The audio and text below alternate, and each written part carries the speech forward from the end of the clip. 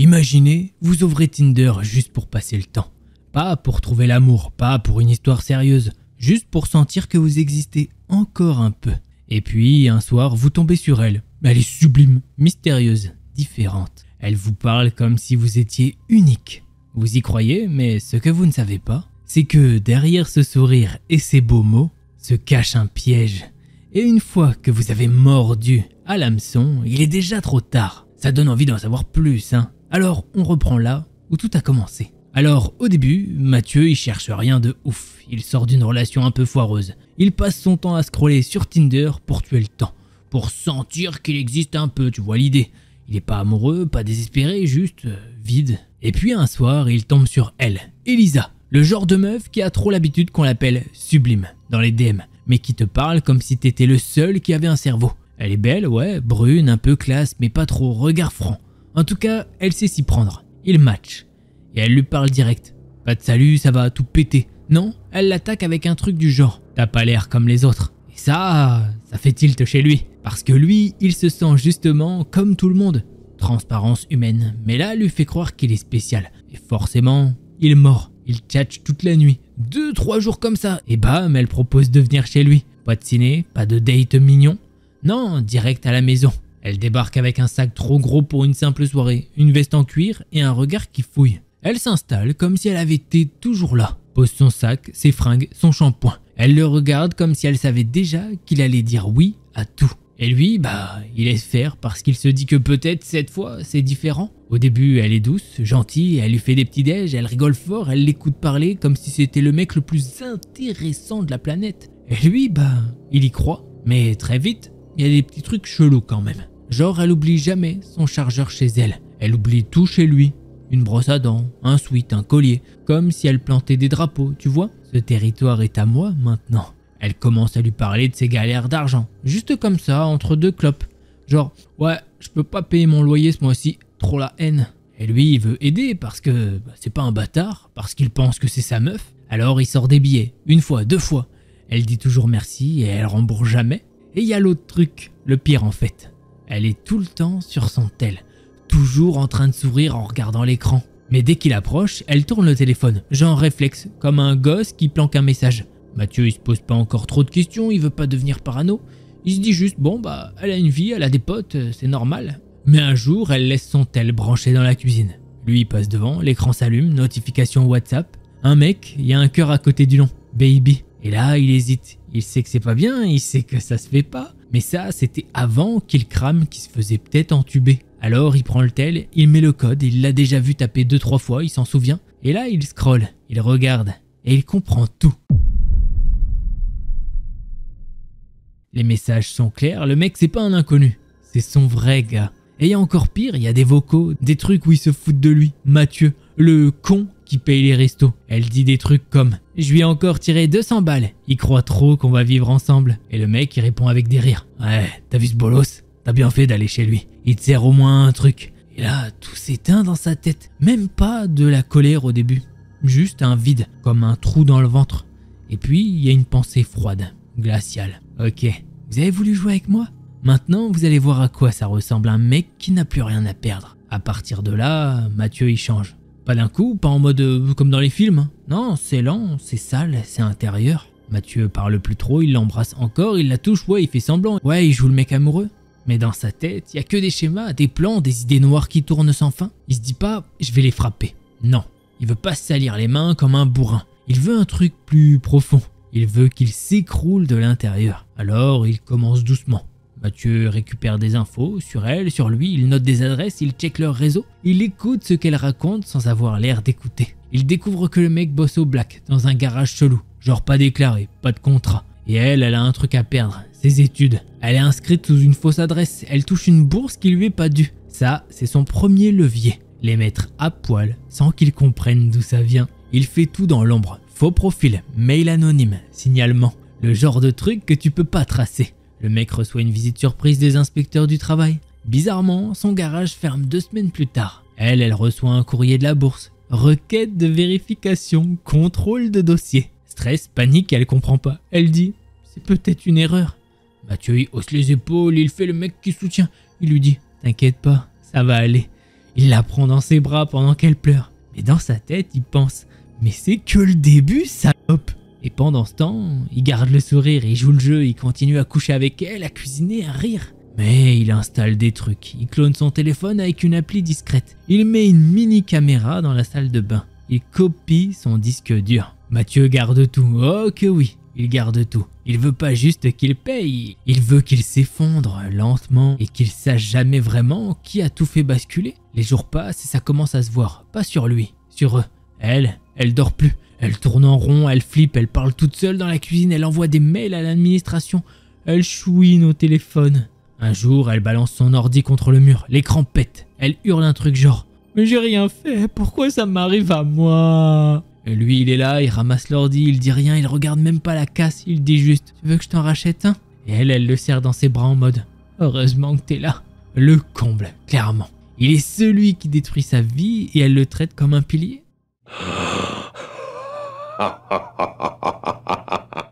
Le mec, de son côté, il commence à perdre pied. Il l'a vu passer de lover sûr de lui à type nerveux qui répond plus aux messages. Il y a des rumeurs qui tournent dans le quartier. On parle de fraude, de magouille, de vol de pièces dans le garage. Plus personne veut lui serrer la main, il devient radioactif. Et là, le plan s'accélère. Mathieu, il envoie une vidéo anonyme au vrai baby. Un truc soft, mais efficace. Une séquence d'elle, sa meuf, à poil, en train de rigoler dans sa salle de bain. C'est pas sexuel, juste intime. Trop intime pour être expliqué. Avec un petit message joint. Elle fait ça chez tous ces mecs. Pas besoin de plus. Le soir même, elle débarque chez lui avec les yeux rouges et la voix pétée. Elle dit que son mec l'a viré, qu'il croit qu'elle le trompe. Qu'il lui a crié dessus comme jamais. Elle est à 2 doigts de s'effondrer. Et lui, il la console encore. Il lui file une couette, un bol de pâtes. Il joue le mec parfait. Mais dans sa tête, il pense juste. Alors, c'est qui le pigeon maintenant ? Ce soir-là, pendant qu'elle pionce sur le canapé avec les larmes sèches, il va dans la chambre, il sort son dossier. Photos, capture d'écran, messages audio, vidéo. Tout est là. Un vrai dossier de guerre. Il regarde tout, il réfléchit, il se dit que maintenant, il a 2 options. Continuer à les faire couler doucement, ou 2, passer à la suite.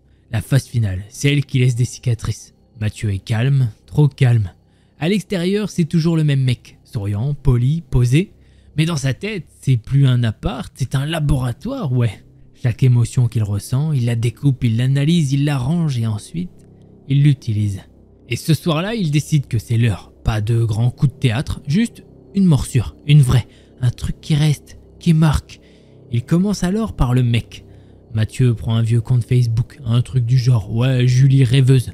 Profil basique, 0 amis, juste une photo mignonne. Et il lui envoie une série de screens. Des vrais qu'il avait gardés. Des messages de la meuf qui parle de son ex, qui se fout de lui, qui dit « Il bande même pas quand je suis sur lui. Je pense à toi chaque fois. » Le tout envoyé avec un seul message. « Moi, à ta place, j'irai faire un test.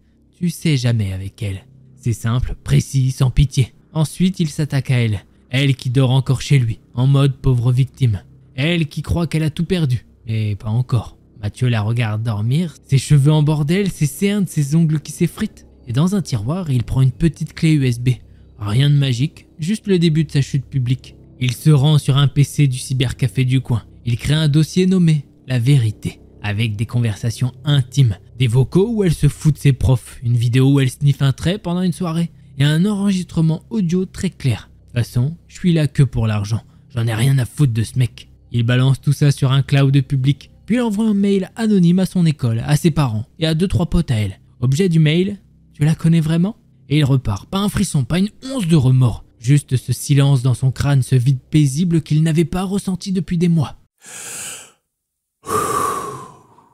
Dans la rue, il croise des gens, il sourit, il se dit « Je suis peut-être pas un mec bien, mais eux, c'est pire. Et maintenant, ils vont le payer. » Mathieu sort plus trop ces jours-ci. Pas par peur, juste parce qu'il n'a plus besoin de bouger pour que les choses tombent toutes seules. Le mec, l'autre con là, il a disparu des radars. Depuis que le garage a fermé, il n'y a plus rien à surveiller. Plus de routine, plus d'horaire. Mais parfois, Mathieu le croise dans la rue. Il a maigri, il tire la gueule. Il regarde tout autour de lui comme un mec qui sent que le sol tremble mais il sait pas pourquoi.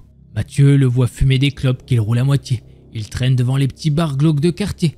Il parle plus à personne. Un jour, il l'entend dire au barman « Tout va mal frère, je crois que je suis maudit. » Et ça fait sourire Mathieu. La meuf par contre, elle est en chute libre. Depuis que le dossier a tourné sur les réseaux, sa réputation est morte. Mathieu n'a rien dit, il a juste observé. Il suit un compte Insta local, un de ces trucs crado style les pires gens de la ville. Il y a son visage en flou, avec en description l'escroc du cœur, elle te vide et te jette. Faites gaffe les gars. Et les gens commentent, ils taguent, ils rient. Elle dit que c'est pas vrai, mais elle supprime tous ses profils, un à un, comme si ça allait suffire. Des voisins parlent, une copine à elle l'a bloquée. Elle reçoit des lettres anonymes, des insultes sur sa boîte mail. Et une fois, Mathieu entend une fille qui est dans la classe de son ex dire dans le bus « Tu connais l'autre là ? La fille de notre classe qui sortait avec 2 gars en même temps. Elle se cache maintenant, elle sort plus. » Eh ouais, elle se cache. À la maison, elle dort mal, elle mange presque plus. Elle claque les portes, elle pleure dans les toilettes. Elle balance un jour à Mathieu « Je crois que je fais une dépression. Tout le monde me déteste.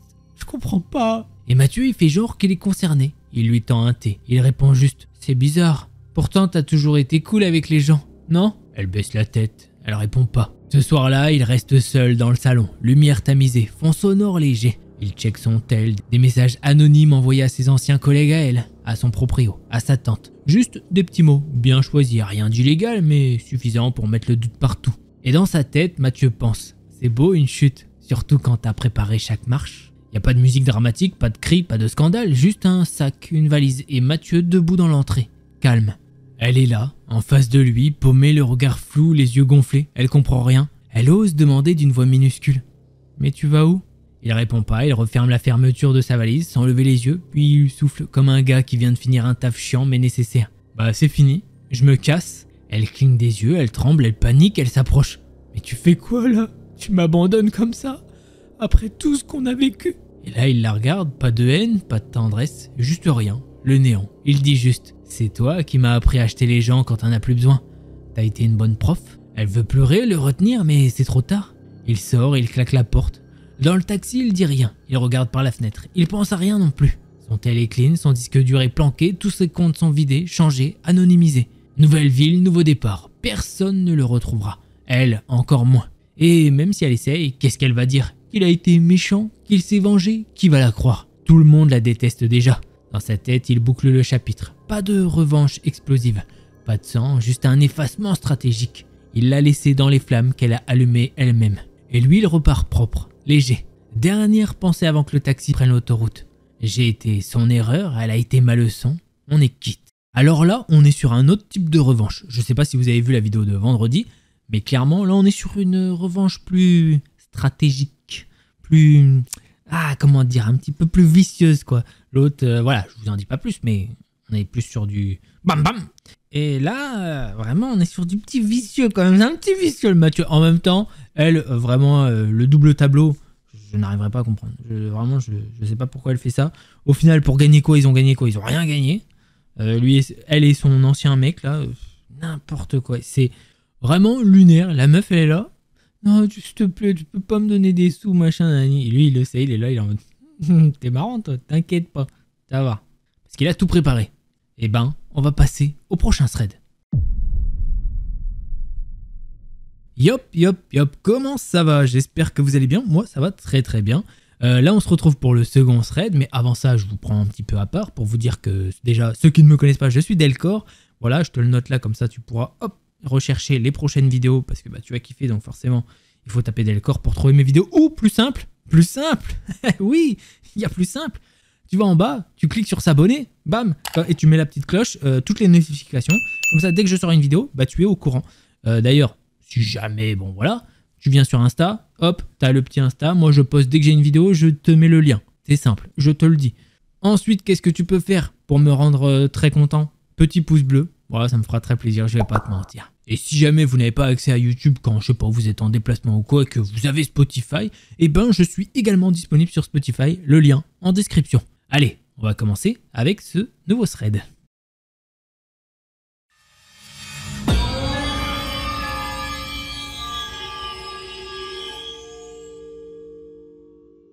Avril 2025, Marlton, New Jersey. Cette histoire ne commence pas avec des cris, pas avec du sang, pas avec un corps dans une ruelle.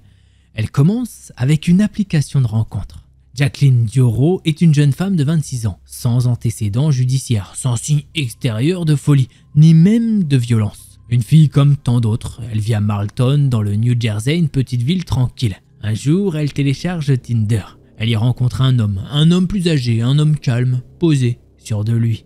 Il est policier. Et c'est là que tout commence. On ne connaît pas tous les détails de leur relation. Ont-ils eu une brève aventure? Une série de rendez-vous? Leur lien est flou. Mais une chose est certaine, Jacqueline développe une obsession malsaine, silencieuse.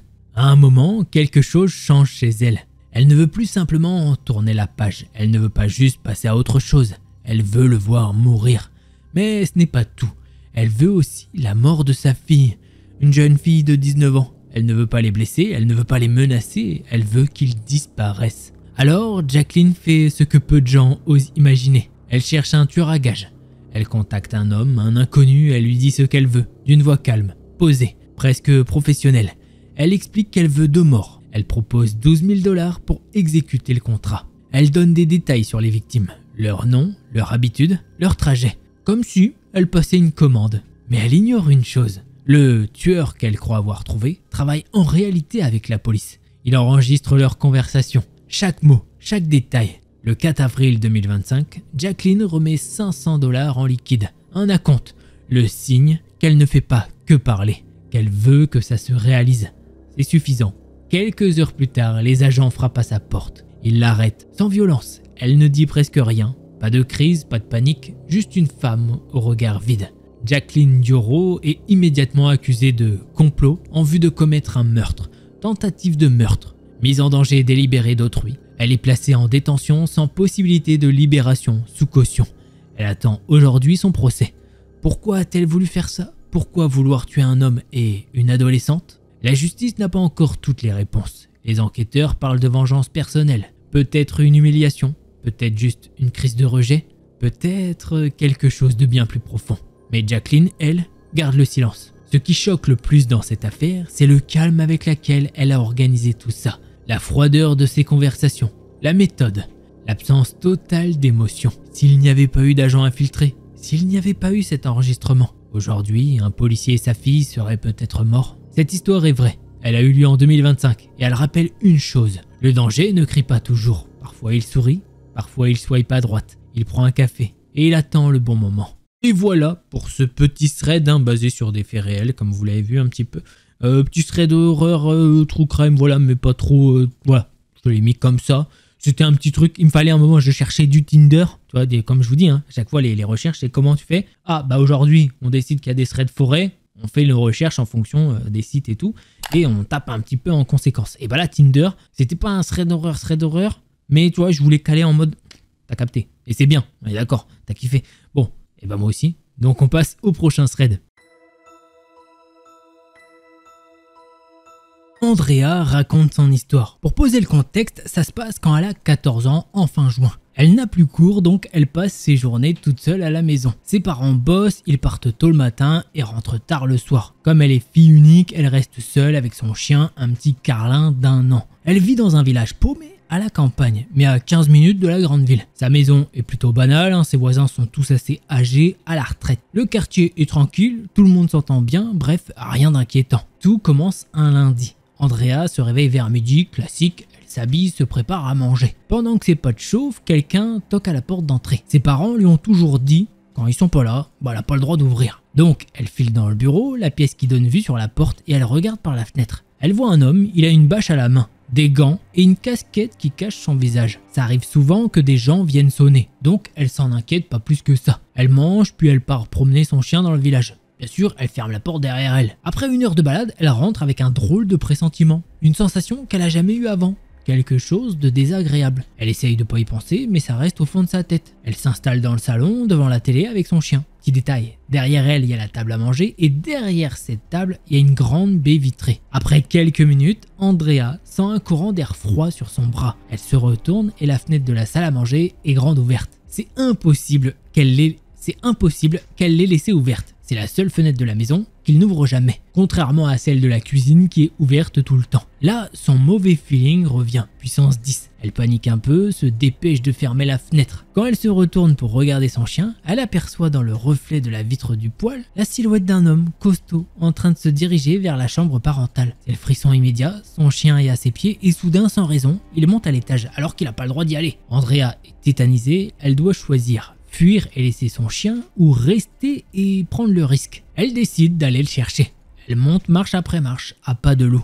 Elle attrape son chien, se retourne pour redescendre et là elle entend le couloir grincer sous les pas lourds de l'intrus qui s'approche de l'escalier. Elle fait demi-tour en vitesse et se cache dans le placard du dressing. Elle retient son souffle, priant pour qu'il ne monte pas. Elle cherche son téléphone dans sa poche mais il est resté sur le canapé. Mauvais timing. Elle entend l'homme passer devant l'escalier, continuer son chemin. Elle souffle un peu puis elle l'entend ouvrir la porte du sous-sol. Ça lui laisse quelques secondes. Andrea sort discrètement de sa cachette, descend les escaliers et pour aller jusqu'à son téléphone, elle doit passer devant la porte du sous-sol. Elle est fermée, alors elle fonce, chope son téléphone et court direct vers la cuisine. Elle ouvre la baie vitrée et à peine a-t-elle le temps de mettre un pied dehors qu'elle entend la porte du sous-sol s'ouvrir et des pas qui cavalent derrière elle. Elle se met à courir dans le jardin, son chien de 7 kilos dans les bras, ce qui la ralentit. Elle saute par-dessus la petite barrière du jardin et s'élance dans la rue. Elle se retourne une seconde, l'homme est resté derrière la barrière et il rigole, un rire atroce qu'elle n'oubliera jamais. C'est là qu'elle voit enfin son visage. Un homme d'une 60aine d'années, cheveux gris, visage ridé. Et elle le reconnaît aussitôt.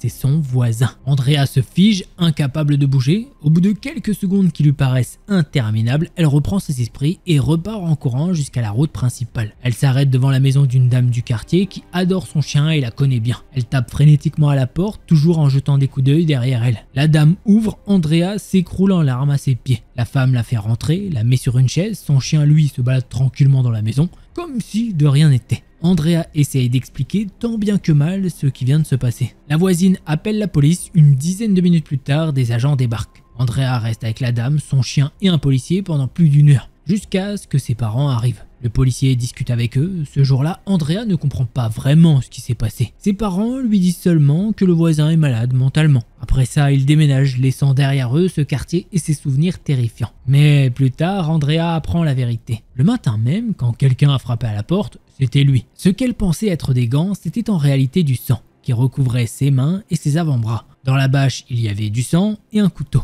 Quand elle est partie promener son chien, elle avait bien fermé toutes les portes et fenêtres, mais le voisin avait un double des clés pour nourrir leur chat quand il partait en vacances. Et quand elle est rentrée, il était déjà au sous-sol. Ce matin-là, il avait tué sa femme, sans raison. Il voulait cacher son corps dans le sous-sol d'Andrea. Quand elle a vu la fenêtre ouverte, lui était collé derrière la porte du sous-sol. Il est monté dans la chambre parentale pour prendre des draps et absorber le sang. Quand Andrea l'a aperçu, il ne l'avait pas encore vu. Il est retourné au sous-sol puis est remonté, cette fois pour prendre un couteau. D'après ce qu'il a dit, c'était pour la tuer, afin qu'elle ne révèle pas son secret. Aujourd'hui, cet homme est en prison, sa maison a été vendue, refaite à neuf, lavée de fond en comble, à la javel parce qu'il y avait du sang partout. Andrea, elle, garde ses traumatismes. Elle ne supporte plus ses voisins, même gentils. Elle se dit qu'on sait jamais ce qui se cache derrière une façade. Elle conclut en disant qu'elle espère que son histoire aura intéressé, que son écriture n'était pas trop catastrophique et que ça a été agréable à lire. Et ben ma foi, je trouve que non, c'était plutôt good. C'était très good, on a très bien compris la scène et effectivement.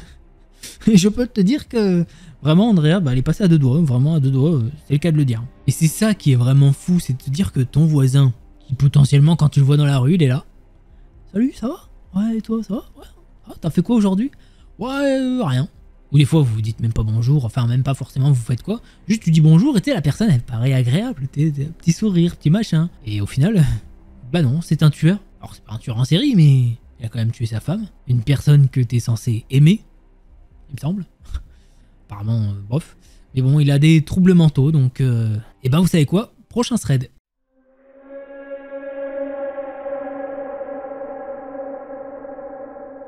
Héloïse, elle a 16 ans, son copain aussi. Un soir, ils décident d'aller à une fête random avec plein de gens qu'ils connaissent pas. Ouais, c'est pas leur délire d'habitude, mais là, va savoir pourquoi ils y vont. La fête, c'est en plein air dans une école. Une pote d'Héloïse l'a invitée. Ils boivent un verre puis vont chez la pote. Mais rapidement, ça part en vrille. La pote et sa mère commencent à se disputer. Ça dégénère, la mère la frappe carrément. Du coup, tout le monde décide de se barrer. Bref. Plein de trucs se passent, mais Héloïse, son copain et deux autres personnes rencontrées à la soirée, un gars et une fille, ont une idée fixe. Ils veulent un McDo. Ils se dirigent donc vers un arrêt de bus. Le problème, c'est que l'arrêt le plus proche est loin, genre vraiment loin. Alors ils décident de marcher jusqu'à un autre arrêt. Super mauvaise idée. Ils finissent par arriver, ils s'installent et soufflent un peu. Il est environ 1h du matin. À l'arrêt, il y a juste deux mecs bourrés, genre 25 ans, complètement éclatés. Quelques minutes plus tard, deux gars de leur âge débarquent et commencent direct à leur parler. Le mec 1 va dire « Vous étiez à une soirée aussi ?» Le gars qui a été rencontré à la fête « Ouais, et toi ?» Le mec 2, l'inconnu « Ouais, regarde la montre que je viens de voler. » Et là il sort une Apple Watch rose. Évidemment, tout le monde se regarde en mode bah c'est quoi ce délire? Héloïse va dire ouais mais pourquoi t'as fait ça? Le mec 2 bah pour la revendre. La conversation devient chelou, vraiment bizarre, puis les deux types commencent à voir les sacs des garçons, le copain d'Héloïse et l'autre gars. Là, tout le monde comprend où ça va mener. Ici, les embrouilles pour des trucs, c'est courant. Les mecs montrent leurs sacs, son copain un Trapstar, l'autre un Louis Vuitton, forcément, ça attire. Le mec 1 dit « Ouais, je peux essayer ton sac ?» Le gars de la soirée dit « Bah non, je sais que vous allez le prendre. » Le mec 2 « Mais non, t'inquiète pas, on n'est pas comme ça. » Le gars de la soirée dit « Bah on m'a déjà volé des trucs, hein, je connais la chanson. » Et là, bam, le mec 2 soulève son t-shirt et montre une énorme lame de cuisine planquée contre son ventre. Le mec 1 fait pareil et sort. Alors, tu veux la méthode facile ou la méthode difficile? Ah, et détail chelou, ils avaient passé un appel sur Snapchat. Héloïse reconnaît la voix et le prénom du mec à l'autre bout du fil. Du coup, elle s'écarte pour appeler ce gars et lui dire que ses potes sont des tarés. Elle sait même pas ce qui se passe pendant qu'elle parle. Quand elle revient, le gars de la soirée a déjà lâché son sac. Les deux types ont l'air super contents, comme s'ils venaient de gagner à la loterie. Tout le monde est en PLS, le cœur qui bat à 1000 à l'heure, et là, les deux mecs bourrés à l'arrêt commencent à chercher la merde aux agresseurs, à sortir des vannes nulles.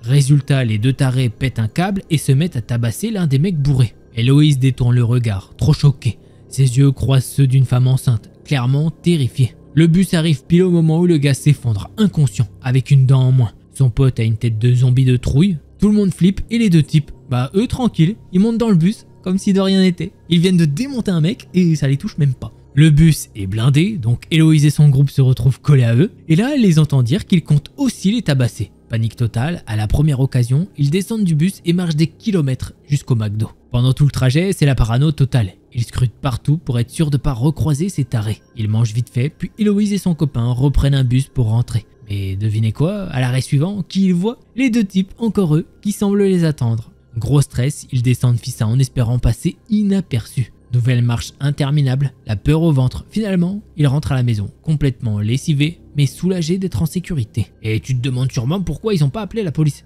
Ben tout simplement parce que dans leur pays, la police est nulle, ils s'en foutent, prennent rien au sérieux. Au moins les deux types auraient eu une sanction ridicule. Et en sortant, ils seraient revenus, direct se venger. Bref, ça aurait juste empiré les choses. Et voilà, c'est comme ça que se termine le thread. Ah, je sais pas dans quel pays ça se passe, mais en tout cas, bah c'est sûr qu'en France, au moins peut-être qu'ils auraient été arrêtés, mais ils seraient ressortis instant.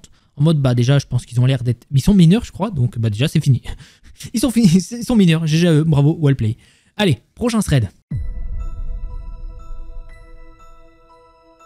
Maeva, elle est passionnée d'urbex. L'année dernière, elle part avec deux potes explorer une maison abandonnée en travaux, assez connue dans sa ville. Pour situer un peu, tu rentres au rez-de-chaussée, puis tu peux grimper à un second niveau. Faut escalader un peu parce qu'il manque 4 ou 5 marches. Là, t'as un long couloir complètement ouvert sur le côté avec une immense pièce qui fait toute la longueur. L'ambiance est crade, des capotes usagées, des seringues, du verre brisé, bref, autant vous dire que c'est pas rassurant. Au-dessus, t'as encore un étage, puis sûrement un deuxième, accessible par des escaliers branlants. Mais ce jour-là, avec ses potes, ils ont pas eu le temps d'aller jusque-là. Des voisins les ont grillés et une des filles s'est sentie super mal à l'aise. Du coup, ils ont exploré seulement le bas, rez-de-chaussée plus le niveau en hauteur, puis ils sont repartis. Un an plus tard, Maeva décide d'y retourner, cette fois avec son copain qui connaît rien à l'urbex. Elle veut lui faire découvrir, tranquille, ils rentrent, ils font silence un instant pour écouter et vérifier qu'ils sont seuls. Puis ils commencent à explorer le bas. À un moment, son copain dit qu'il doit pisser, donc elle se retrouve seule devant les escaliers. Déjà là, elle se sent pas bien, mais comme elle est parano de base, elle essaye de pas trop y penser. Finalement, la curiosité l'emporte, il décide de monter. Faut préciser qu'en bas, il faisait plein de bruit. Il rigolait, marchait fort, bref, ambiance cool. Maeva passe en premier, son copain la suit à 2 mètres. Arrivée en haut, une énorme bâche en plastique bloque un peu le passage. Avant de l'entrejamber, elle passe sa tête pour jeter un coup d'œil. Elle mesure 1,50 m, donc elle est juste à hauteur du haut de l'escalier. Et là, elle voit ce qu'elle n'avait pas du tout envie de voir. Une paire de pieds. Un homme est allongé sur un matelas, ses chaussures à côté, un duvet tiré jusqu'au-dessus de ses pieds. Maeva, trop petite, ne voit rien de plus. Elle se tourne vers son copain, le cœur en panique, et lui chuchote à moitié en criant « Chris, y a un mec !» Il réagit pas, elle répète plus fort « Chris, y a un mec !» Et là, pas de réflexion, demi-tour immédiat. Il dévale les escaliers et sort en courant de la maison, complètement choqué. Sur le coup, c'est la panique totale, tu sais jamais sur qui tu tombes dans ces spots. Certains squatteurs voient ça comme chez eux, donc peuvent être en plein bad trip et réagir violemment. Alors leur tête s'est remplie du pire scénario. Le soir même, Maeva balance l'info sur un serveur Discord d'Urbex. Elle prévient qu'il y a un squatter dans ce spot et qu'il faut faire gaffe. Un mec du serveur répond qu'il va aller vérifier. Mauvaise idée, mais bon. Le lendemain, il lui raconte oui, il y a bien un type, mais il a pas bougé d'un millimètre depuis la veille. Il l'a même appelé, essayé de lui parler, aucune réaction. Et là, mystère complet, ce gars est parti sans vérifier s'il respirait encore. Donc Maeva sait toujours pas si elle et son copain sont tombés sur un mec en plein trip qui dormait comme jamais, ou sur un cadavre. Et c'est comme ça que se termine ce thread très petit, mais très voilà. Le mec a pas bougé depuis un jour quand même, vraiment. Je veux bien que ce soit un trip, mais je pense que tu bouges un minimum. Enfin, j'en ai jamais fait, donc je peux pas te dire. Je bois pas d'alcool et je fume pas de glouc-glouc. Et je fume pas tout court. Mais bref, c'est pas, on parle pas de ma vie là, qu'est-ce que je raconte? Oui, c'est ça. Heureusement, je vous le dis des fois, hein, les vidéos, heureusement qu'elles sont quadrillées. Je fais des threads. Si je pouvais raconter toute ma vie, bref, ferais des vidéos seraient beaucoup plus longues. Le mec, pour moi, il aurait dû bouger, quoi qu'il arrive. Voilà, donc malheureusement, ils sont tombés sur quelqu'un qui est mort sur ce matelas, je pense. Ouais, allez, prochain thread.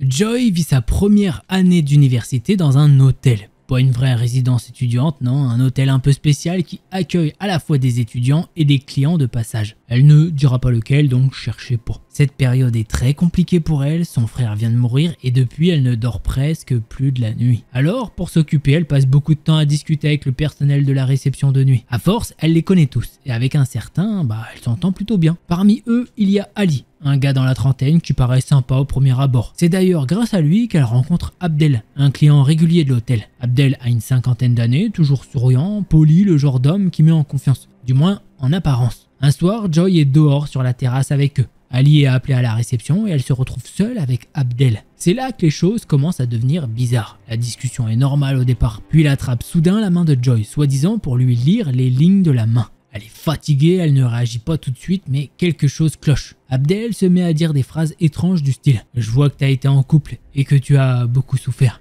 Joy n'a pourtant jamais été en couple. Ensuite, il sort ses clés et lui parle de sa voiture, une Maserati comme pour l'impressionner. Elle s'en fiche totalement, ça lui fait ni chaud ni froid. Et un peu plus tard, Abdel explique qu'il a laissé des packs de bière au rez-de-chaussée et qu'il aurait besoin d'elle pour les remonter. Joy, qui a toujours tendance à vouloir rendre service, accepte. Mais avant de descendre avec lui, il repasse par la réception.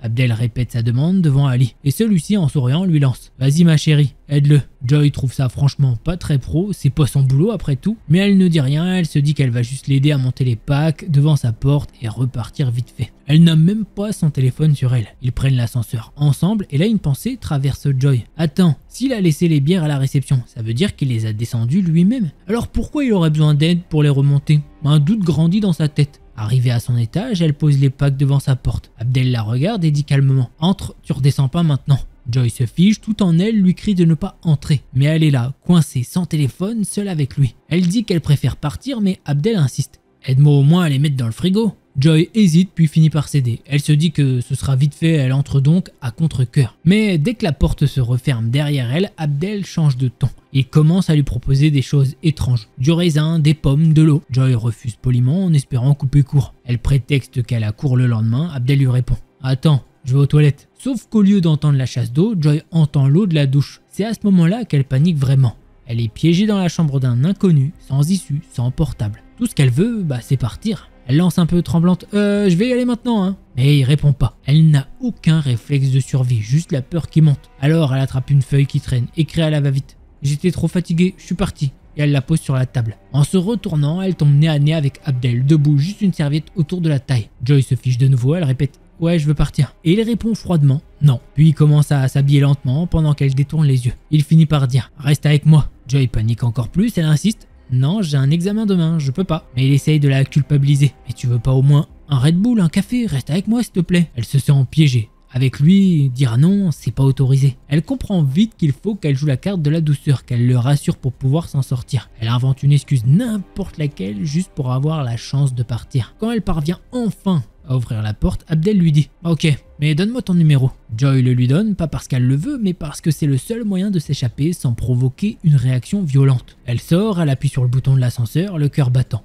Mais elle entend la porte de sa chambre se rouvrir. Elle n'hésite pas. Elle lâche l'ascenseur et court vers la cage d'escalier. Elle descend 4 à 4, complètement paniquée, jusqu'à la réception. Ali est là, Joy tremble encore essoufflée et lui dit d'une voix brisée « Me laisse plus jamais seule avec des types chelous comme lui, ces riches qui croient pouvoir tout se permettre ». Mais Ali ne réagit pas comme elle l'attend. Son visage change, il devient froid et dur. Il la regarde droit dans les yeux et dit « Personne t'a forcé à l'aider ? Tu mens ? Il aurait jamais osé te toucher. » À cet instant, Joy se sent terriblement seule, comme si ce qu'elle venait de vivre ne comptait pas. Comme si elle n'avait pas le droit d'avoir peur ni d'être traumatisée. Et malheureusement, c'est pas la fin. Après cette nuit, elle pense être débarrassée d'Abdel, mais ce n'est que le début. Il continue à lui écrire encore et encore. « Alors, on se voit ? Comment tu vas ? Allez, viens manger avec moi. » Ces messages ont l'air polis, mais pour Joy, c'est du harcèlement déguisé. Chaque fois qu'elle le bloque, il trouve un autre moyen de revenir. Il n'arrête jamais. Et c'est comme ça que se termine ce thread. Pour l'instant, je pense qu'elle en est que là, si je puis dire, ce qui est déjà énorme, hein. Attention. Mais je pense que, justement, quand elle écrit cette histoire, ce que je veux dire, c'est ça, c'est qu'on est encore au début. Je pense que, malheureusement, il va continuer son harcèlement. Bref, j'espère pour elle que ça va aller mieux quand même, parce que vraiment, elle est dans une galère un peu pas possible, la petite Joy. Allez, prochain thread.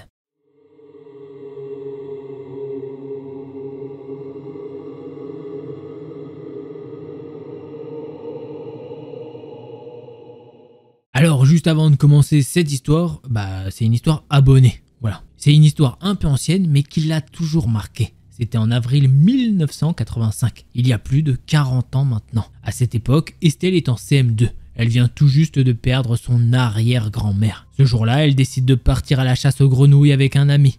Le but, récupérer quelques têtards et amphibiens pour peupler la mare familiale. Le trajet est long, plus de 4 km à pied. L'étang qu'ils visent se trouve à environ 500 mètres après une ferme. Une fois la ferme dépassée, ils prennent un chemin sur la gauche, puis marchent encore 300 mètres. Sur leur côté, un grand étang s'étend, bordé de l'autre côté par une zone herbeuse traversée par une source. Un peu plus loin, un bois commence, parsemé de vieux trous d'obus datant de la guerre 14-18. Ce bois s'étend sur plusieurs kilomètres, entrecoupé de chemins et de champs, jusqu'à un hameau. Estelle et son ami sont bien préparés, des seaux, des épuisettes, le déjeuner et le goûter. Ils font de nombreuses pauses sur la route, prennent leur repas avant la ferme. Puis ils s'installent près de l'étang pour organiser leur chasse. Leur objectif est d'atteindre la zone humide proche de la source, où ils espèrent trouver des grenouilles vertes, rousses et marrons. Les vertes restent proches des mares, tandis que les rousses et marrons préfèrent les coins humides plus éloignés, voire les sous-bois. Son ami attrape rapidement une grenouille verte et la met dans un seau avec une vingtaine de têtards. Estelle, de son côté, réussit à capturer environ 17 têtards, dont 7 ou 8 sont bien gros. Ils poursuivent ensuite leur chasse aux grenouilles rousses. L'ami en attrape 2, mais Estelle, malgré ses efforts, rentre bredouille. Fatigué, il décide de faire une pause dans le bois, avant de prendre le chemin du retour. Il s'installe sur d'anciennes souches à une vingtaine de mètres de l'orée. Il discute, grignote, mais quelque chose cloche. L'ambiance est lourde, pesante, aucun bruit. Même les oiseaux se taisent, le silence est anormal, presque oppressant. Et puis ça commence. Au loin, ils entendent un grattement étrange, un son difficile à définir qui se rapproche à une vitesse folle. En même temps, au ras de la végétation, une brume sombre semble émerger et accompagner ce bruit. Elle progresse rapidement en direction d'Estelle et de son ami. Pris de panique, il se lève d'un bond et fuit en courant. L'ami d'Estelle saute par-dessus la source pour atteindre le chemin. Elle tente de faire pareil mais rate son élan et se retrouve avec les pieds enfoncés dans l'eau. Il la rattrape, la tire hors de l'eau et tous deux s'enfuient à toute vitesse, paniqués, jusqu'à la ferme. Essoufflés, ils expliquent leur mésaventure au fermier qui les ramène chez les parents de l'ami d'Estelle. En entendant leur histoire, l'homme leur dit qu'il n'est pas surpris. Ce bois, même les adultes n'aiment pas y aller. Quand ils racontent ce qu'ils ont vécu à leurs parents, ces derniers évoquent l'histoire du lieu. Des combats violents ont eu lieu dans ce bois pendant la Première Guerre mondiale. Et plusieurs régiments y ont laissé leurs traces. Mais personne ne peut expliquer ce qu'ils y ont vu. Cette brume mouvante, accompagnée de grattements étranges qui se déplacent à une vitesse irréelle. Le plus étrange, c'est que ce phénomène ne concerne qu'une petite partie du bois. Plus près du village, on se sent parfaitement à l'aise, malgré la présence des vieux cratères d'obus. Mais dans cette zone précise, il y a quelque chose de profondément dérangeant. Une présence peut-être, en tout cas, une sensation que ni Estelle ni son ami n'oublieront jamais. Le seul aspect positif, c'est que leurs prises ont survécu. Une grenouille verte, 3 rousses et plusieurs gros têtards qui deviendront des crapauds, installés plus tard dans les haies, près du jardin. Mais qu'est-ce qu'il y avait dans ce bois ce jour-là? Aucune idée. Et c'est ça le pire. Et voilà, c'est comme ça que se termine notre petite histoire un petit peu peut-être paranormale. Je ne sais pas. En tout cas, c'est une histoire abonnée. Donc déjà, un grand merci à toi de me l'avoir partagée. Et comment ça se passe pour me partager une histoire, si vous en avez une à raconter, qui soit vraie, je vous le rappelle, si possible quand même, merci bien. Et ben ça se passe sur delcorstory@gmail.com. Et ben voilà, on va passer au prochain thread. Abdel, il a 20 ans, il vient de Lyon, il raconte que son histoire se passe juste après son anniversaire. Il est en seconde année de BUT-GMP et dans sa formation, il doit faire un stage de 2 mois en entreprise. Comme c'est galère d'en trouver un, il n'a pas eu d'autre choix que de s'éloigner de Lyon. Il finit dans une boîte. Il préfère pas dire le nom, mais c'est dans une commune de l'Ain, le département. Le timing est pas ouf, il revient tout juste de l'étranger où il était parti voir de la famille et souffler un peu après les examens. Et direct, il doit bosser. Le truc, c'est que l'entreprise est à 70 km de chez lui, donc il doit emprunter la voiture de sa mère. Elle a une voiture de fonction pour l'occasion. La première semaine, tout roule dans l'entreprise, il s'entend bien avec tout le monde, mais il se tape déjà plus de 750 km et dort à peine 4 heures par nuit. Autant vous dire qu'il est rincé. Il évite 3 accidents à cause de micro-siestes au volant sur les routes de campagne. Sa mère flippe et finit par l'obliger à prendre un appart près de son boulot. Elle cherche des annonces, tout est cher. Et par miracle, elle tombe via la mairie du village sur des petits T1 pas chers dans un château. Abdel hallucine, mais il dit oui. La moitié des chambres sont vides et les résidents sont surtout des vieux isolés. À côté du château, il y a même une maison de retraite. Un week-end, il visite. Le bailleur est super sympa, lui file même quelques vieux meubles. Petit détail important, l'appart n'a pas d'œilleton. Le gars lui précise quand même, bon, les voisins sont âgés, bavards, curieux, mais il n'y a pas de méchants. Et il y a une sorte d'extinction des feux. À la tombée de la nuit, une résidente ferme la porte principale à clé. Abdel aura une clé pour sortir quand il veut. Bref, il signe alors. Les semaines passent, Abdel bosse, prend son rythme, s'habitue à la campagne. Le soir, il se pose parfois dans le parc, mate les étoiles, essaye de reconnaître les constellations. Mais dans l'appart, il se sent pas bien. Chaque nuit, vers 3 heures, il se réveille en sursaut. Sans raison. Alors, souvent, il sort marcher un peu. Un jour, son voisin de palier toque. Le vieux est souriant, un peu sourd, et lui demande si Abdel peut l'aider à réparer sa télécommande. Abdel explique qu'il est pas d'ici, mais prend l'objet pour jeter un œil. Et là, le voisin lui reprend direct des mains en disant « Ah, ça marche !» Abdel reste confus, mais bon, il le laisse repartir. Petit à petit, il remarque un truc bizarre. Le voisin laisse toujours sa porte ouverte pile aux heures où Abdel rentre du boulot. Alors que ses aides ménagères, elles, peuvent rentrer même si la porte est fermée. Puis un jour, Abdel rentre plus tôt que prévu. Et cette fois, la porte du voisin est fermée. Il se fait un goûter tranquille et soudain, il entend des bruits à sa porte. Un cliquetis, comme si on essayait de forcer la serrure. Il capte pas direct jusqu'à voir sa poignée bouger. Quelqu'un essaye d'entrer. Abdel reste figé 10 minutes à fixer la porte, le cœur qui bat à 1000. Puis il entend une voix dans le couloir. « Qu'est-ce que vous faites, monsieur Pichard ? C'est chez le jeune homme, vous pouvez pas rentrer ?» C'est encore le voisin. 1 heure après, rebelote, le même manège. Abdel gueule derrière la porte pour qu'il arrête. Ça marche, mais il flippe. Il sait qu'en France, la légitime défense est compliquée. Tant que le type n'est pas vraiment entré, tu peux rien faire. Et même s'il est rentré, tu peux rien faire. Bref, merci la justice française. Donc, il se sent coincé et comme un con, il appelle même pas les gendarmes. Il finit par se barricader, il bloque la porte avec une chaise, met une cuillère sous la porte pour sécuriser. Impossible de dormir. Vers 3 h du matin, l'heure où il se réveille d'habitude, il entend un gros vacarme chez le voisin. Puis la porte du vieux s'ouvre et les pas approchent de sa porte avant que ça se calme. Pas de tentative cette fois, Abdel finit par s'endormir d'épuisement. Le lendemain matin, il se fie en voyant la cuillère qu'il avait calée sous la porte, posée en plein milieu du sas. Il sort pour aller au boulot, mais la serrure bloque. Impossible de fermer de l'extérieur. Là, il appelle direct le bailleur. Un serrurier vient et Abdel apprend que son voisin de palier est un ancien serrurier qui a perdu la tête. Après ça, le vieux ne laisse plus jamais sa porte ouverte. Mais toutes les nuits, à 3 h pile, il recommence. Il casse des objets, fait un vacarme pas possible. Finalement, Abdel termine son stage et rentre à Lyon. Tout se termine sans drame, mais jusqu'à aujourd'hui, il se demande encore qu'est-ce que ce voisin voulait vraiment. Est-ce qu'il a déjà réussi à rentrer chez lui? Et voilà, c'est fini, j'espère que t'as kiffé ces threads d'horreur. Si c'est le cas, tu connais un petit pouce bleu et un abonnement. Et si jamais t'en veux plus, je t'invite à cliquer sur l'une de ces 2 vidéos là. Allez, c'était Delcor, en attendant la prochaine vidéo, porte-toi bien.